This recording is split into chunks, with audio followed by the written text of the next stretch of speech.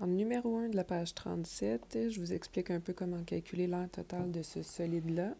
Donc, ce solide-là est constitué d'un cube, donc une face carrée en bas, une en haut et 4 autour. Puis, toutes les faces carrées sont à peinturer, donc les 6, sauf que celle sur le dessus, ici, il faut enlever le trapèze, la base du prisme ici. Ok, je vais peut-être effacer ça. Attendez, je vais le mettre en transparent, ça va vous aider à comprendre les faces. Ah, voilà. Donc ici, en dessous, on a un carré.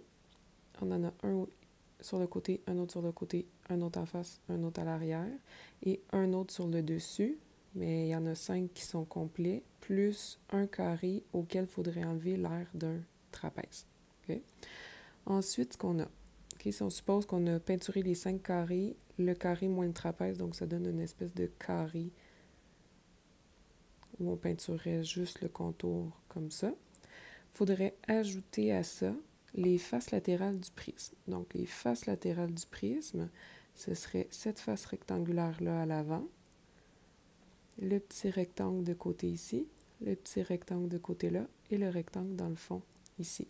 Sauf que ces 4 rectangles-là, qui n'ont pas les mêmes dimensions, c'est les faces latérales du prisme à base trapézoïdale. Donc, on additionnerait à ça l'aire latérale du prisme à base trapézoïdale.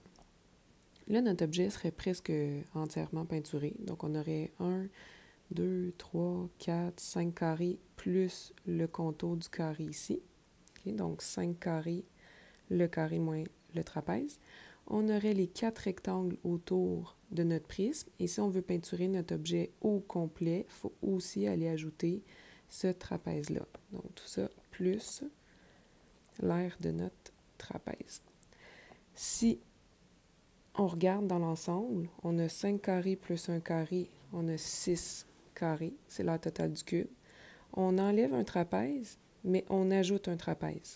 Nécessairement, ces deux trapèzes-là sont identiques, puisque c'est un prisme. Celui-là, celui en dessous, celui au-dessus, les deux bases de mon prisme sont exactement identiques. Donc, si tu veux gagner du temps dans ta démarche, tu n'enlèves pas le trapèze, mais tu ne l'additionnes pas non plus.